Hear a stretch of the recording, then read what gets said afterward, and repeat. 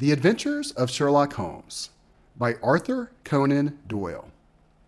The Adventure of the Copper Beeches.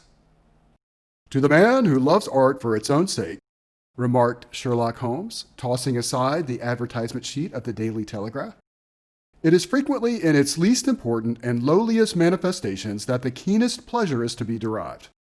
It is pleasant to me to observe, Watson, that you have so far grasped this truth, that in these little records of our cases which you have been good enough to draw up, and I am bound to say, occasionally to embellish, you have given prominence not so much to the many causes célèbres and sensational trials in which I have figured, but rather to those incidents which may have been trivial in themselves, but which have given room for those faculties of deduction and of logical synthesis which I have made my special province. And yet, said I, smiling, I cannot quite hold myself absolved from the charge of sensationalism which has been urged against my records. You have erred, perhaps, he observed, taking up a glowing cinder with the tongs and lighting with it the long cherry-wood pipe, which was wont to replace his clay when he was in a disputatious rather than meditative mood. You have erred, perhaps, in attempting to put color and life into each of your statements instead of conforming yourself to the task of placing upon record that severe reasoning from cause to effect which is really the only notable feature about the thing. It seems to me that I have done you full justice in the matter, I remarked with some coldness, for I was repelled by the egotism which I had more than once observed to be a strong factor in my friend's singular character. No, it is not selfishness or conceit, said he, answering, as was his wont, my thoughts rather than my words. If I claim full justice for my art, it is because it is an impersonal thing, a thing beyond myself. Crime is common. Logic is rare. Therefore, it is upon the logic rather than upon the crime that you should dwell. You have degraded what should have been a course of lectures into a series of tales. It was a cold morning of the early spring, and we sat after breakfast on either side of a cheery fire in the old room at Baker Street. A thick fog rolled down between the lines of dun-colored houses, and the opposing windows loomed like dark, shapeless blurs through the heavy yellow wreaths. Our gas was lit and shone on the white cloth and glimmer of china and metal, for the table had not been cleared yet. Sherlock Holmes had been silent all the morning, dipping continuously into the advertisement columns of a succession of papers until at last, having apparently given up his search, he had emerged in no very sweet temper to lecture me upon my literary shortcomings. At the same time, he remarked after a pause, during which he had sat puffing at his long pipe and gazing down into the fire, you can hardly be open to a charge of sensationalism, for out of these cases which you have been so kind as to interest yourself in, a fair proportion do not treat of crime, in its legal sense, at all. A fair proportion do not treat of crime, in its legal sense, at all. The small matter in which I endeavor to help the King of Bohemia, the singular experience of Miss Mary Sutherland, the problem connected with the man with the twisted lip, and the incident of the noble bachelor, were all matters which are outside the pale of the law. But in avoiding the sensational, I fear you may have bordered on the trivial. The end may have been so, I answered, but the methods I hold to have been novel and of interest. Pshaw, my dear fellow! What do the public, the great unobservant public, who could hardly tell a weaver by his tooth or a compositor by his left thumb, care about the finer shades of analysis and deduction? But indeed, if you are trivial, I cannot blame you, for the days of the great cases are past. Man, or at least criminal man, has lost all enterprise and originality. As to my own little practice, it seems to be degenerating into an agency for recovering lost lead pencils and giving advice to young ladies from boarding schools. I think that I have touched bottom at last, however. This note I had this morning marks my 0 point, I fancy. Read it. He tossed a crumpled letter across to me. It was dated from Montag Place upon the preceding evening, and ran thus. Dear Mr. Holmes, I am very anxious to consult you as to whether I should or should not accept a situation which has been offered to me as governess. I shall call at 10:30 tomorrow, if I do not inconvenience you. Yours faithfully, Violet Hunter. "Do you know the young lady?" I asked. "Not I." "It is 10:30 now." "Yes, and I have no doubt that is her ring." "It may turn out to be of more interest than you think. You remember that the affair of the blue carbuncle, which appeared to be a mere whim at first, developed into a serious investigation. It may be so in this case also." "Well, let us hope so.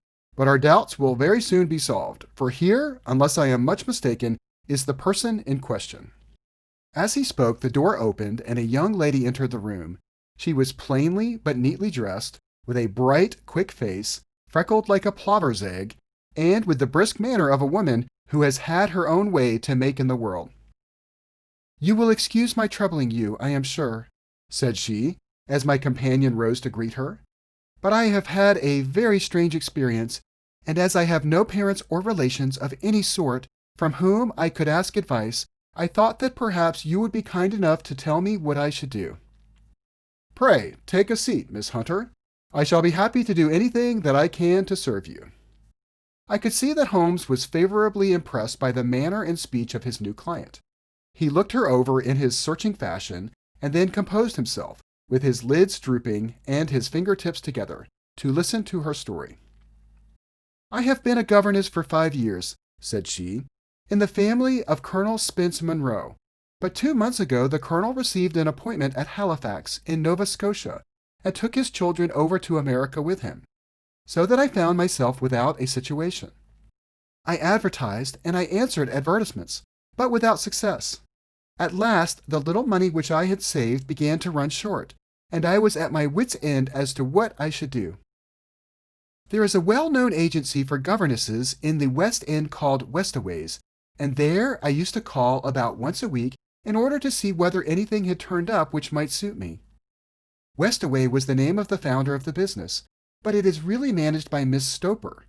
She sits in her own little office, and the ladies who are seeking employment wait in an anteroom, and are then shown in one by one when she consults her ledgers and sees whether she has anything which would suit them. Well, when I called last week, I was shown into the little office as usual, but I found that Miss Stoper was not alone. A prodigiously stout man, with a very smiling face and a great heavy chin, which rolled down in fold upon fold over his throat, sat at her elbow with a pair of glasses on his nose, looking very earnestly at the ladies who entered. As I came in, he gave quite a jump in his chair and turned quickly to Miss Stoper. "That will do," said he. "I could not ask for anything better. Capital, capital." He seemed quite enthusiastic and rubbed his hands together in the most genial fashion. He was such a comfortable-looking man that it was quite a pleasure to look at him. "You are looking for a situation, miss?" he asked. "Yes, sir." "As governess?" "Yes, sir." "And what salary do you ask?" "I had £4 a month in my last place with Colonel Spence Monroe." "Oh, tut, tut! Sweating, rank sweating!" he cried, throwing his fat hands out into the air like a man who is in a boiling passion. "How could anyone offer so pitiful a sum to a lady with such attractions and accomplishments?" "My accomplishments, sir, may be less than you imagine," said I. "A little French, a little German, music and drawing." "Tut, tut!" he cried. "This is all quite beside the question. The point is, have you or have you not the bearing and deportment of a lady? There it is in a nutshell. If you have not, you are not fitted for the rearing of a child who may some day play a considerable part in the history of the country. But if you have, why then, how could any gentleman ask you to condescend to accept anything under the 3 figures? Your salary with me, madame, would commence at £100 a year." You may imagine, Mr. Holmes, that to me, destitute as I was, such an offer seemed almost too good to be true. The gentleman, however, seeing perhaps the look of incredulity upon my face, opened a pocketbook and took out a note. "It is my custom," said he, smiling in the most pleasant fashion, until his eyes were just 2 shining slits amid the white creases of his face, "to advance to my young ladies half their salary beforehand, so that they may meet any little expenses of their journey and their wardrobe." It seemed to me that I had never met so fascinating and so thoughtful a man. As I was already in debt to my tradesman, the advance was a great convenience, and yet there was something unnatural about the whole transaction which made me wish to know a little more before I quite committed myself. "May I ask where you live, sir?" said I. "Hampshire, charming rural place, the Copper Beeches, 5 miles on the far side of Winchester. It is the most lovely country, my dear young lady, and the dearest old country house." "And my duties, sir? I should be glad to know what they would be." "One child, one dear little romper just 6 years old. Oh, if you could see him killing cockroaches with a slipper. Smack, smack, smack. 3 gone before you could wink." He leaned back in his chair and laughed his eyes into his head again. I was a little startled at the nature of the child's amusement, but the father's laughing made me think that perhaps he was joking. "My sole duties, then," I asked, "are to take charge of a single child?" "No, no, not the sole, not the sole, my dear young lady," he cried. "Your duty would be, as I am sure your good sense would suggest, to obey any little commands my wife might give, provided always that they were such commands as a lady might with propriety obey. You see no difficulty, eh?" "I should be happy to make myself useful." "Quite so. In dress now, for example. We are fatty people, you know, fatty but kind-hearted. If you were asked to wear any dress which we might give you, you would not object to our little whim, hey?" "No," said I, considerably astonished at his words. "Or to sit here or sit there, that would not be offensive to you?" "Oh, no." "Or to cut your hair quite short before you come to us?" I could hardly believe my ears. As you may observe, Mr. Holmes, my hair is somewhat luxuriant, and of a rather peculiar tint of chestnut. It has been considered artistic. I could not dream of sacrificing it in this offhand fashion. "I am afraid that is quite impossible," said I. He had been watching me eagerly out of his small eyes, and I could see a shadow pass over his face as I spoke. "I am afraid that is quite essential," said he. "It is a little fancy of my wife's, and ladies' fancies, you know, madame, ladies' fancies must be consulted. And so you won't cut your hair?" "No, sir, I really could not," I answered firmly. "Oh, very well. Then that quite settles the matter. It is a pity, because in other respects you would really have done very nicely. In that case, Miss Stoper, I had best inspect a few more of our young ladies." The manageress had sat all this while busy with her papers without a word to either of us, but she glanced at me now with so much annoyance upon her face that I could not help suggesting that she had lost a handsome commission through my refusal.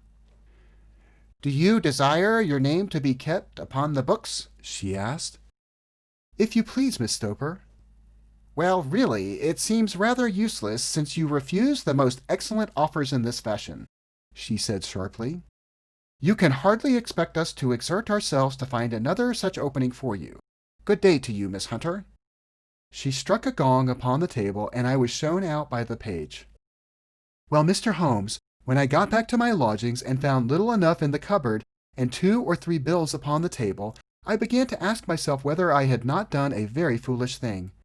After all, if these people had strange fads and expected obedience on the most extraordinary matters, they were at least ready to pay for their eccentricity. Very few governesses in England are getting £100 a year. Besides, what use was my hair to me? Many people are improved by wearing it short, and perhaps I should be among the number. Next day I was inclined to think that I had made a mistake, and by the day after I was sure of it. I had almost overcome my pride so far as to go back to the agency and inquire whether the place was still open, when I received this letter from the gentleman himself. I have it here, and I will read it to you. "The Copper Beeches, near Winchester. Dear Miss Hunter, Miss Stoper has very kindly given me your address, and I write from here to ask you whether you have reconsidered your decision. My wife is very anxious that you should come, for she has been much attracted by my description of you. We are willing to give you £30 a quarter, or £120 a year, so as to recompense you for any little inconvenience which our fads may cause you. They are not very exacting after all. My wife is fond of a particular shade of electric blue, and would like you to wear such a dress indoors in the morning. You need not, however, go to the expense of purchasing one, as we have one belonging to my dear daughter Alice, now in Philadelphia, which would, I should think, fit you very well. Then, as to sitting here or there, or amusing yourself in any manner indicated, that need cause you no inconvenience. As regards your hair, it is no doubt a pity, especially as I could not help remarking its beauty during our short interview, but I am afraid that I must remain firm upon this point, and I only hope that the increased salary may recompense you for the loss. Your duties, as far as the child is concerned, are very light. Now, do try to come, and I shall meet you with the dog-cart at Winchester. Let me know your train. Yours faithfully, Jeffro Rucastle. That is the letter which I have just received, Mr. Holmes, and my mind is made up that I will accept it. I thought, however, that before taking the final step, I should like to submit the whole matter to your consideration. Well, Miss Hunter, if your mind is made up, that settles the question, said Holmes, smiling. But you would not advise me to refuse? I confess that it is not the situation which I should like to see a sister of mine apply for. What is the meaning of it all, Mr. Holmes? Ah, I have no data. I cannot tell. Perhaps you have yourself formed some opinion? Well, there seems to me to be only one possible solution. Mr. Rucastle seemed to be a very kind, good-natured man. Is it not possible that his wife is a lunatic, that he desires to keep the matter quiet for fear she should be taken to an asylum, and that he humors her fancies in every way in order to prevent an outbreak? That is a possible solution. In fact, as matters stand, it is the most probable one. But in any case, it does not seem to be a nice household for a young lady. But the money, Mr. Holmes, the money! Well, yes, of course, the pay is good, too good. That is what makes me uneasy. Why should they give you £120 a year, when they could have their pick for £40? There must be some strong reason behind. I thought that if I told you the circumstances, you would understand afterwards if I wanted your help. I should feel so much stronger if I felt that you were at the back of me. Oh, you may carry that feeling away with you. I assure you that your little problem promises to be the most interesting which has come my way for some months. There is something distinctly novel about some of the features. If you should find yourself in doubt or in danger— Danger? What danger do you foresee? Holmes shook his head gravely. It would cease to be a danger if we could define it, said he. But at any time, day or night, a telegram would bring me down to your help. That is enough. She rose briskly from her chair, with the anxiety all swept from her face. I shall go down to Hampshire quite easy in my mind now. I shall write to Mr. Rucastle at once, sacrifice my poor hair tonight, and start for Winchester tomorrow morning. With a few grateful words to Holmes, she bade us both good night and bustled off upon her way. At least, said I, as we heard her quick, firm steps descending the stairs, she seems to be a young lady who is very well able to take care of herself. And she would need to be, said Holmes gravely. I am much mistaken if we do not hear from her before many days are past. It was not very long before my friend's prediction was fulfilled. A fortnight went by, during which I frequently found my thoughts turning in her direction and wondering what strange side alley of human experience this lonely woman had strayed into. The unusual salary, the curious conditions, the light duties, all pointed to something abnormal. Though whether a fad or a plot, or whether the man were a philanthropist or a villain, it was quite beyond my powers to determine. As to Holmes, I observed that he sat frequently for half an hour on end, with knitted brows and an abstracted air, but he swept the matter away with a wave of his hand when I mentioned it. Data, data, data, he cried impatiently. I can't make bricks without clay. And yet he would always wind up by muttering that no sister of his should ever have accepted such a situation.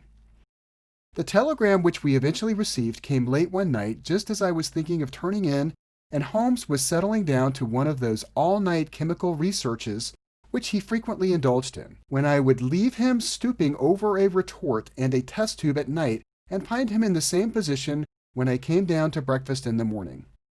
He opened the yellow envelope and then, glancing at the message, threw it across to me.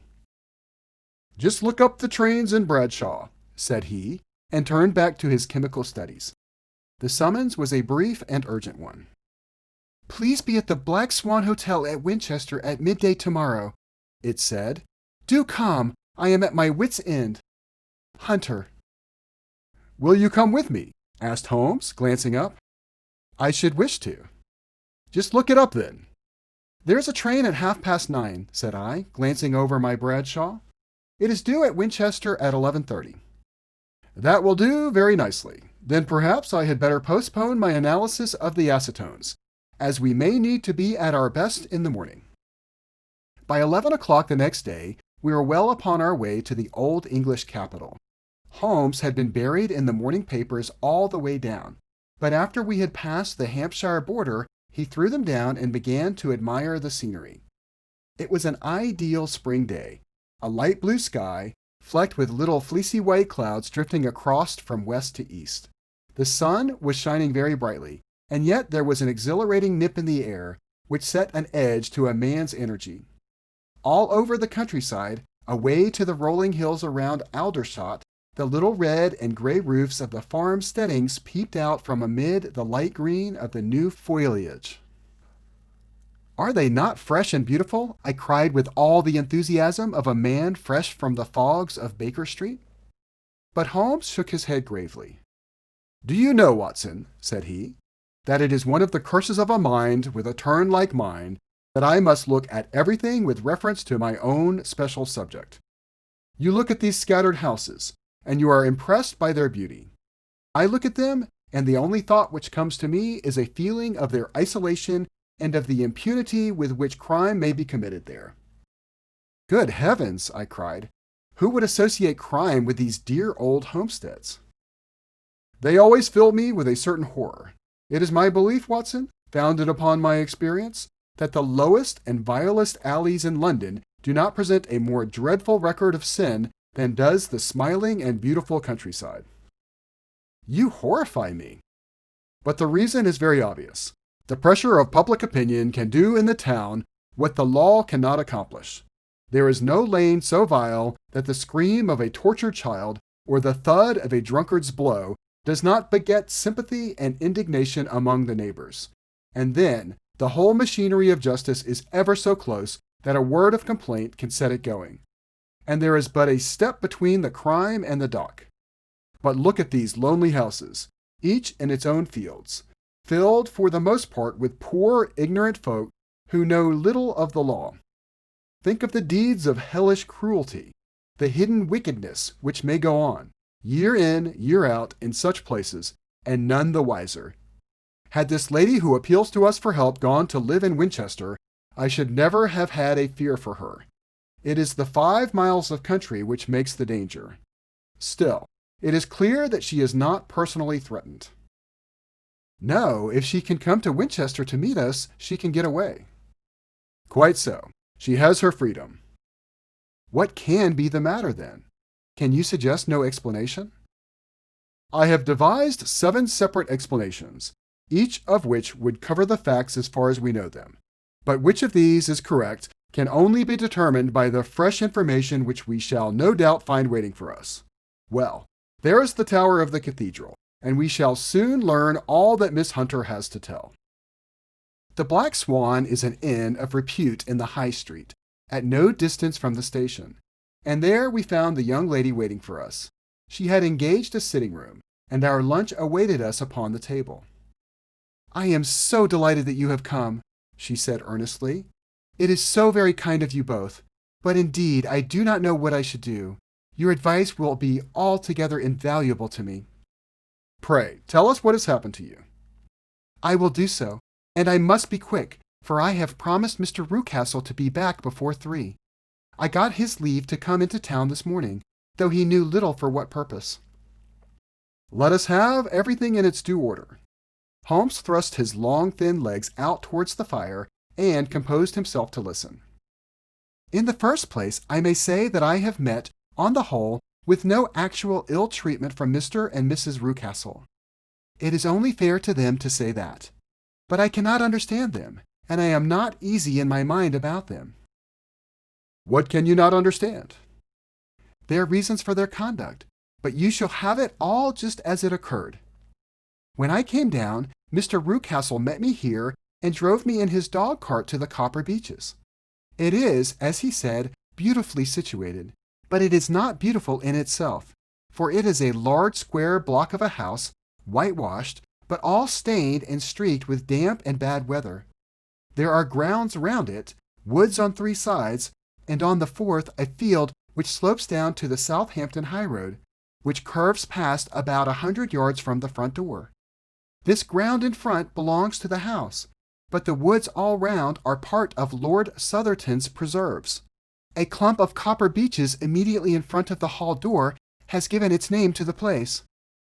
I was driven over by my employer, who was as amiable as ever, and was introduced by him that evening to his wife and the child. There was no truth, Mr. Holmes, in the conjecture which seemed to us to be probable in your rooms at Baker Street. Mrs. Rucastle is not mad. I found her to be a silent, pale-faced woman, much younger than her husband, not more than 30, I should think, while he can hardly be less than 45. From their conversation I have gathered that they have been married about 7 years, and he was a widower, and that his only child by the first wife was the daughter who has gone to Philadelphia. Mr. Rucastle told me in private that the reason why she had left them was that she had an unreasoning aversion to her stepmother. As the daughter could not have been less than 20, I can quite imagine that her position must have been uncomfortable with her father's young wife. Mrs. Rucastle seemed to me to be colorless in mind as well as in feature. She impressed me neither favorably nor the reverse. She was a nonentity. It was easy to see that she was passionately devoted both to her husband and to her little son. Her light gray eyes wandered continually from one to the other, noting every little want and forestalling it if possible.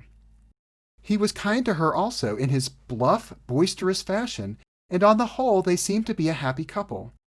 And yet she had some secret sorrow, this woman. She would often be lost in deep thought, and with the saddest look upon her face. More than once I have surprised her in tears.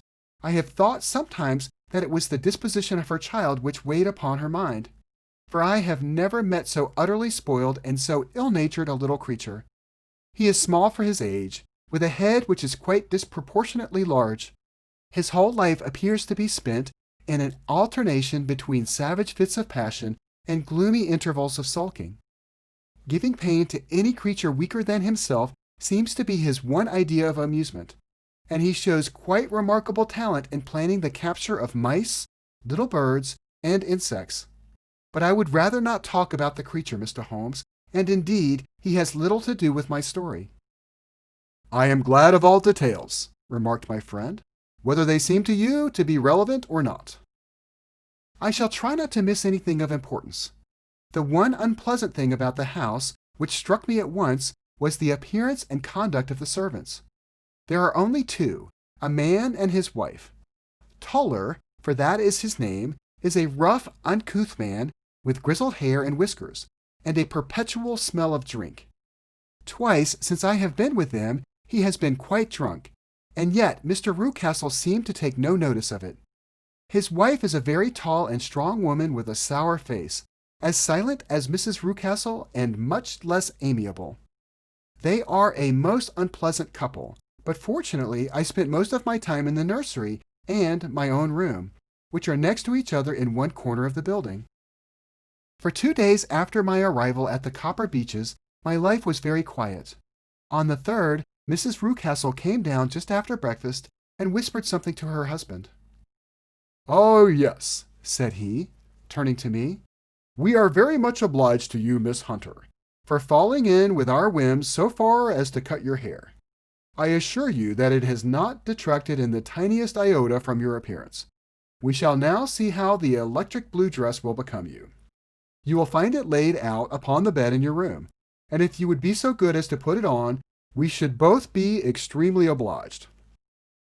The dress which I found waiting for me was of a peculiar shade of blue. It was of excellent material, a sort of beige, but it bore unmistakable signs of having been worn before. It could not have been a better fit if I had been measured for it. Both Mr. and Mrs. Rucastle expressed a delight at the look of it, which seemed quite exaggerated in its vehemence. They were waiting for me in the drawing-room, which is a very large room, stretching along the entire front of the house, with 3 long windows reaching down to the floor. A chair had been placed close to the central window, with its back turned towards it. In this I was asked to sit, and then Mr. Rucastle, walking up and down on the other side of the room, began to tell me a series of the funniest stories that I have ever listened to. You cannot imagine how comical he was, and I laughed until I was quite weary. Mrs. Rucastle, however, who has evidently no sense of humor, never so much as smiled, but sat with her hands in her lap, and a sad, anxious look upon her face. After an hour or so, Mr. Rucastle suddenly remarked that it was time to commence the duties of the day, and that I might change my dress and go to the little Edward in the nursery. 2 days later, the same performance was gone through under exactly similar circumstances.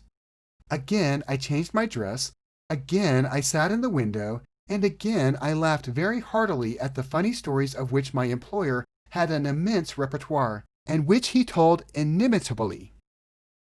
Then he handed me a yellow-backed novel, and moving from my chair a little sideways, that my own shadow might not fall upon the page, he begged me to read it aloud to him. I read it for about 10 minutes, beginning in the heart of a chapter, and then suddenly, in the middle of a sentence, he ordered me to cease and to change my dress. You can easily imagine, Mr. Holmes, how curious I became as to what the meaning of this extraordinary performance could possibly be. They were always very careful, I observed, to turn my face away from the window, so that I became consumed with a desire to see what was going on behind my back. At first it seemed to be impossible, but I soon devised a means. My hand mirror had been broken, so a happy thought seized me, and I concealed a piece of the glass in my handkerchief. On the next occasion, in the midst of my laughter, I put my handkerchief up to my eyes, and was able with a little management to see all that there was behind me. I confess that I was disappointed. There was nothing. At least that was my first impression. At the second glance, however, I perceived that there was a man standing in the Southampton Road, a small bearded man in a gray suit, who seemed to be looking in my direction. The road is an important highway, and there are usually people there. This man, however, was leaning against the railings which bordered our field, and was looking earnestly up. I lowered my handkerchief and glanced at Mrs. Rucastle to find her eyes fixed upon me with a most searching gaze. She said nothing, but I am convinced that she had divined that I had a mirror in my hand and had seen what was behind me. She rose at once. "Jeffro," said she, "there is an impertinent fellow upon the road there who stares up at Miss Hunter." "No friend of yours, Miss Hunter?" he asked. "No, I know no one in these parts." "Dear me, how very impertinent! Kindly turn round and motion to him to go away." "Surely it would be better to take no notice." "No, no, we should have him here loitering here always. Kindly turn round and wave him away like that."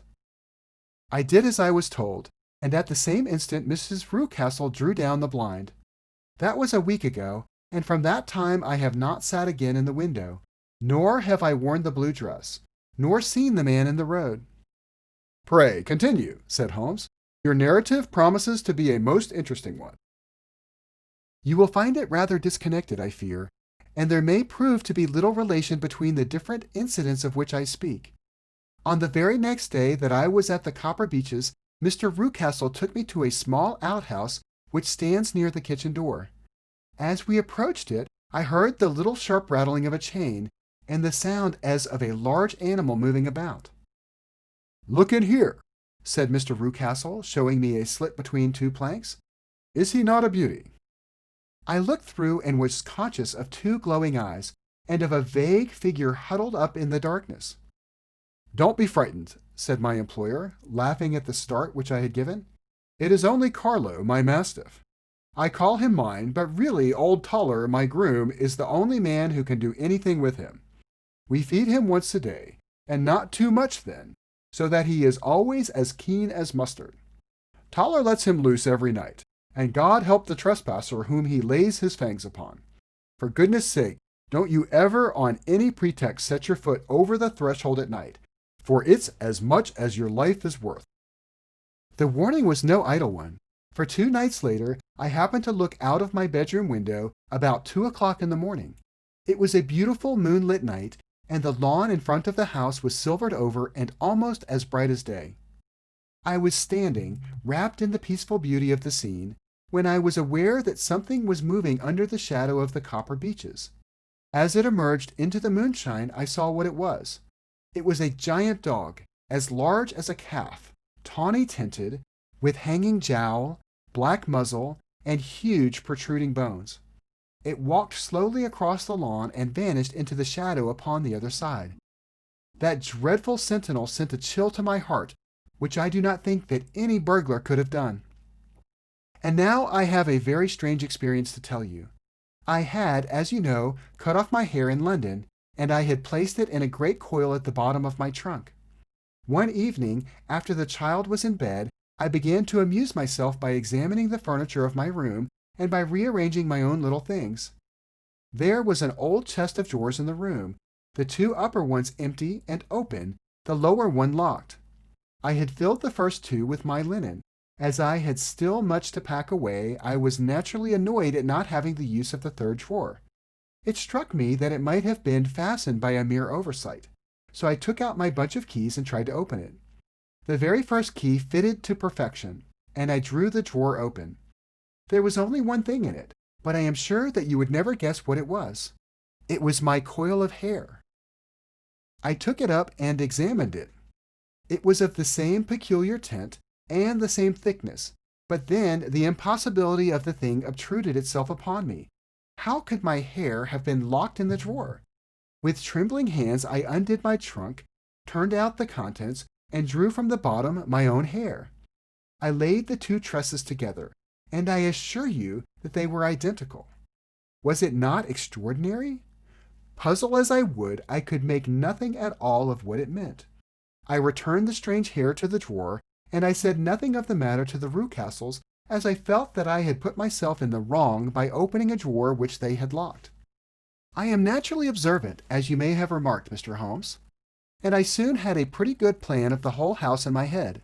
There was one wing, however, which appeared not to be inhabited at all. A door which faced that which led into the quarters of the Tollers opened into this suite, but it was invariably locked. One day, however, as I ascended the stair, I met Mr. Rucastle coming out through this door, his keys in his hand, and a look on his face which made him a very different person to the round, jovial man to whom I was accustomed. His cheeks were red, his brow was all crinkled with anger, and the veins stood out at his temples with passion. He locked the door and hurried past me without a word or a look. This aroused my curiosity, so when I went out for a walk in the grounds with my charge, I strolled round to the side from which I could see the windows of this part of the house. There were 4 of them in a row, 3 of which were simply dirty, while the 4th was shuttered up. They were evidently all deserted.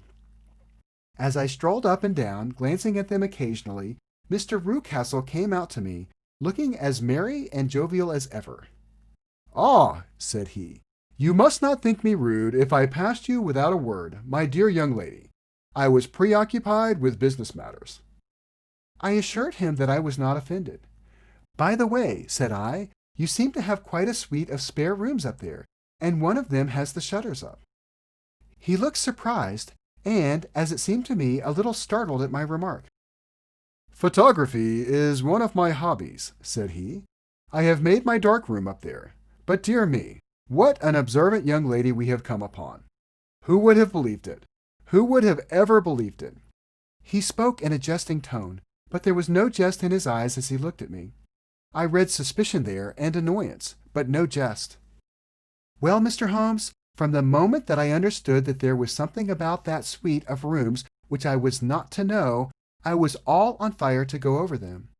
It was not mere curiosity, though I have my share of that. It was more a feeling of duty, a feeling that some good might come from my penetrating to this place. They talk of woman's instinct. Perhaps it was woman's instinct which gave me that feeling. At any rate, it was there, and I was keenly on the lookout for any chance to pass the forbidden door. It was only yesterday that the chance came.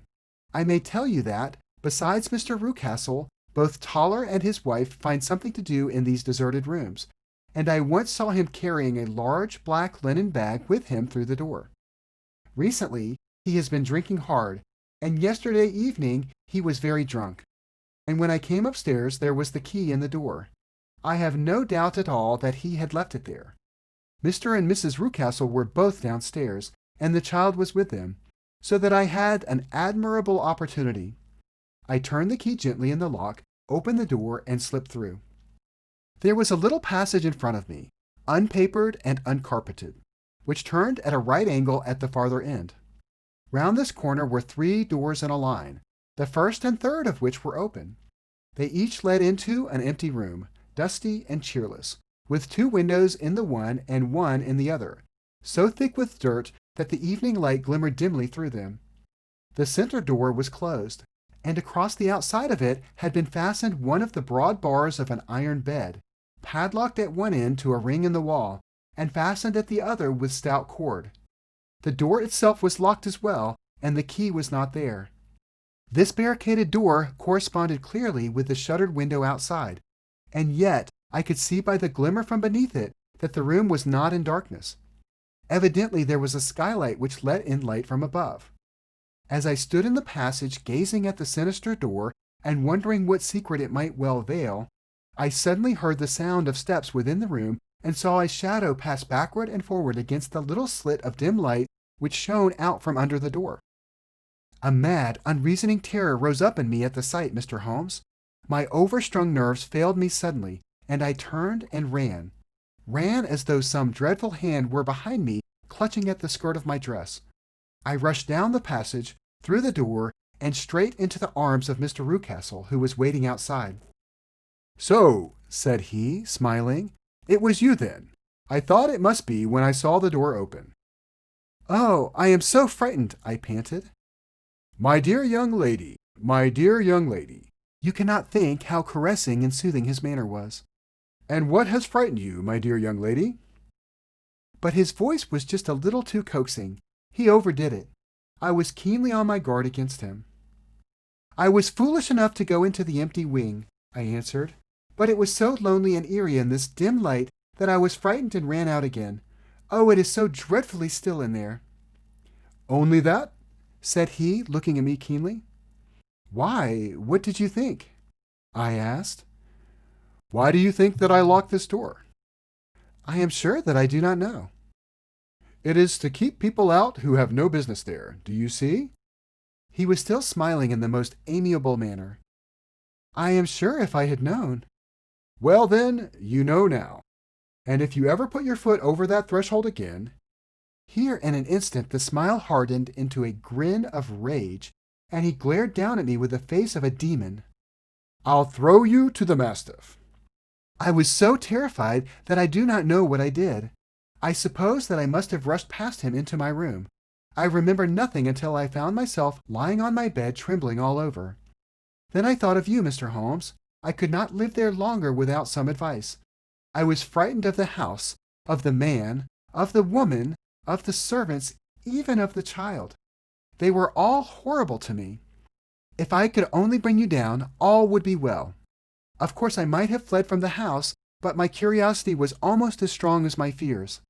My mind was soon made up. I would send you a wire. I put on my hat and cloak, went down to the office, which is about half a mile from the house, and then returned feeling very much easier. A horrible doubt came into my mind as I approached the door, lest the dog might be loose, but I remembered that Toller had drunk himself into a state of insensibility that evening, and I knew he was the only one in the household who had any influence with the savage creature, or who would venture to set him free. I slipped in safety and lay awake half the night in my joy at the thought of seeing you. I had no difficulty in getting leave to come into Winchester this morning, but I must be back before 3 o'clock, for Mr. and Mrs. Rucastle are going on a visit, and will be away all the evening, so that I must look after the child. Now I have told you all my adventures, Mr. Holmes, and I should be very glad if you could tell me what it all means, and above all, what I should do." Holmes and I had listened spellbound to this extraordinary story. My friend rose now and paced up and down the room, his hands in his pockets, and an expression of the most profound gravity upon his face. Is Toller still drunk? He asked. Yes, I heard his wife tell Mrs. Rucastle that she could do nothing with him. That is well. And the Rucastles go out tonight? Yes. Is there a cellar with a good strong lock? Yes, the wine cellar. You seem to me to have acted all through this matter like a very brave and sensible girl, Miss Hunter. Do you think that you could perform one more feat? I should not ask it of you if I did not think you quite an exceptional woman. I will try. What is it? We shall be at the Copper Beeches by 7 o'clock, my friend and I. The Rucastles will be gone by that time, and Toller will, we hope, be incapable. There only remains Mrs. Toller, who might give the alarm. If you could send her into the cellar on some errand, and then turn the key upon her, you would facilitate matters immensely. I will do it. Excellent. We shall then look thoroughly into the affair. Of course, there is only one feasible explanation. You have been brought there to personate someone, and the real person is imprisoned in this chamber. That is obvious. As to who this prisoner is, I have no doubt that it is the daughter, Miss Alice Rucastle, if I remember right, who was said to have gone to America. You were chosen, doubtless, as resembling her in height, figure, and the color of your hair. Hers had been cut off, very possibly in some illness through which she has passed, and so, of course, yours had to be sacrificed also. By a curious chance, you came upon her tresses. The man in the road was undoubtedly some friend of hers, possibly her fiancé, and no doubt, as you wore the girl's dress and were so like her, he was convinced from your laughter, whenever he saw you, and afterwards from your gesture, that Miss Rucastle was perfectly happy, and that she no longer desired his attentions. The dog is let loose at night to prevent him from endeavoring to communicate with her. So much is fairly clear. The most serious point in the case is the disposition of the child. What on earth does that have to do with it? I ejaculated. My dear Watson, you, as a medical man, are continually gaining light as to the tendencies of the child by the study of the parents. Don't you see that the converse is equally valid? I have frequently gained my first real insight into the character of parents by studying their children.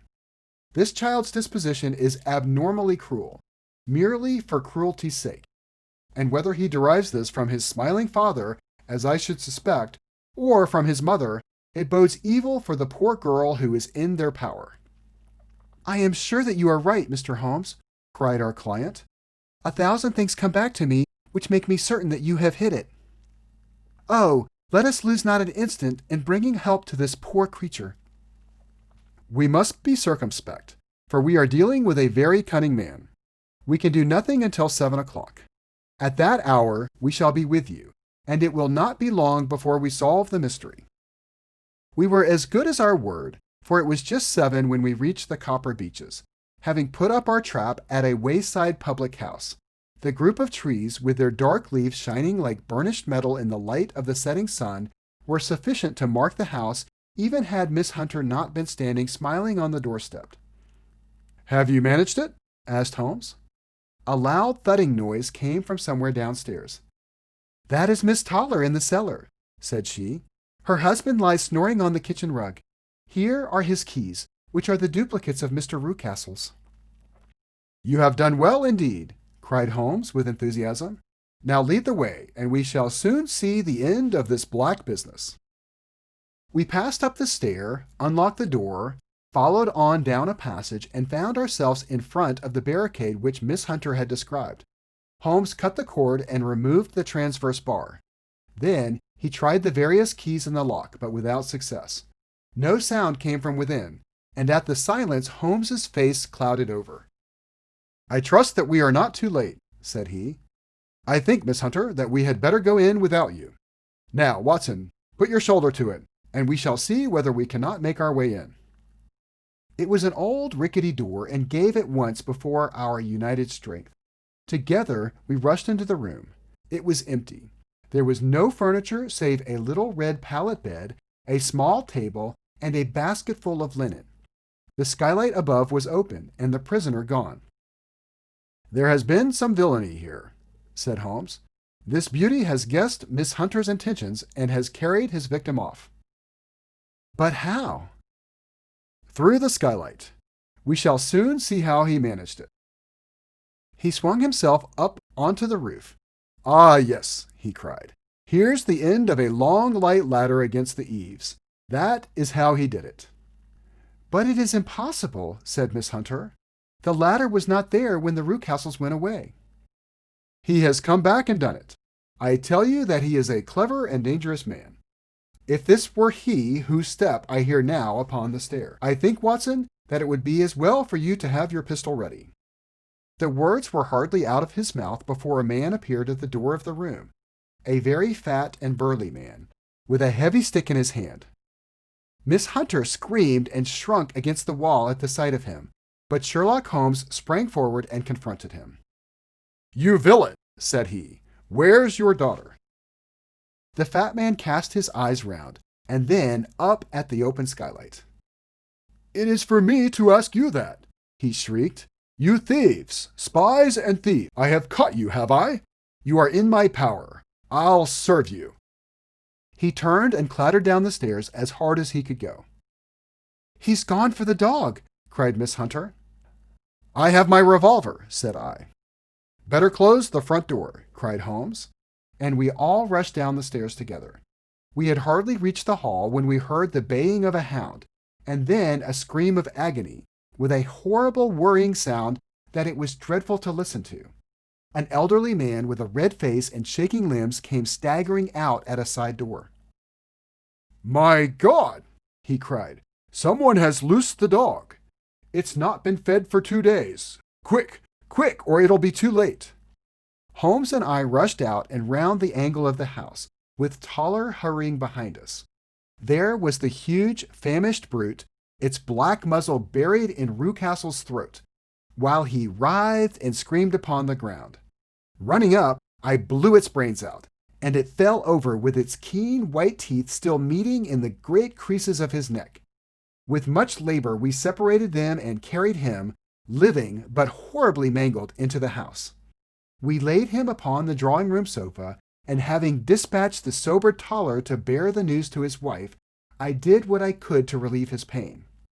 We were all assembled round him when the door opened, and a tall, gaunt woman entered the room. "Mrs. Toller!" cried Miss Hunter. "Yes, miss. Mr. Rucastle let me out when he came back before he went up to you." "Ah, miss, it is a pity you didn't let me know what you were planning, for I would have told you that your pains were wasted." "Ha!" said Holmes, looking keenly at her. "It is clear that Mrs. Toller knows more about this matter than anyone else." "Yes, sir, I do, and I am ready enough to tell what I know." "Then pray sit down and let us hear it, for there are several points on which I must confess that I am still in the dark." "I will soon make it clear to you," said she, "and I'd have done so before now if I could have got out from the cellar. If there's police court business over this, you'll remember that I was the one that stood your friend, and that I was Miss Alice's friend too. She was never happy at home, Miss Alice wasn't, from the time that her father married again. She was slighted like, and had no say in anything. But it never really became bad for her until after she met Mr. Fowler at a friend's house. As well as I could learn, Miss Alice had rights of her own by will, but she was so quiet and patient, she was, that she never said a word about them, but just left everything in Mr. Rucastle's hands. He knew he was safe with her, but when there was a chance of a husband coming forward who would ask for all that the law would give him, then her father thought it time to put a stop on it. He wanted her to sign a paper, so that whether she married or not, he could use her money. When she wouldn't do it, he kept on worrying her until she got brain fever, and for 6 weeks was at death's door. Then she got better at last, all worn to a shadow, and with her beautiful hair cut off. But that didn't make no change in her young man, and he stuck to her as true as man could be." "Ah," said Holmes, "I think that what you have been good enough to tell us makes the matter fairly clear, and that I can deduce all that remains. Mr. Rucastle, then, I presume, took to this system of imprisonment?" "Yes, sir." "And brought Miss Hunter down from London in order to get rid of the disagreeable persistence of Mr. Fowler?" That was it, sir. But Mr. Fowler, being a persevering man, as a good seaman should be, blockaded the house, and having met you, succeeded by certain arguments, metallic or otherwise, in convincing you that your interests were the same as his. Mr. Fowler was a very kind-spoken, free-handed gentleman, said Mrs. Toller serenely. And in this way he managed that your good man should have no want of drink, and that a ladder should be ready at the moment when your master had gone out. You have it, sir, just as it happened. I am sure we owe you an apology, Mrs. Toller, said Holmes, for you have certainly cleared up everything which puzzled us. And here comes the country surgeon and Mrs. Rucastle. So I think, Watson, that we had best escort Miss Hunter back to Winchester, as it seems to me that our locus standi now is rather a questionable one. And thus was solved the mystery of the sinister house with the copper beeches in front of the door. Mr. Rucastle survived, but was always a broken man, kept alive solely through the care of his devoted wife. They still live with their old servants, who probably know so much of Rucastle's past life that he finds it difficult to part from them. Mr. Fowler and Miss Rucastle were married, by special license, in Southampton, the day after their flight, and he is now the holder of a government appointment in the island of Mauritius. As to Miss Violet Hunter, my friend Holmes, rather to my disappointment, manifested no further interest in her when once she had ceased to be the center of one of his problems, and she is now the head of a private school at Walsall, where I believe that she has met with considerable success.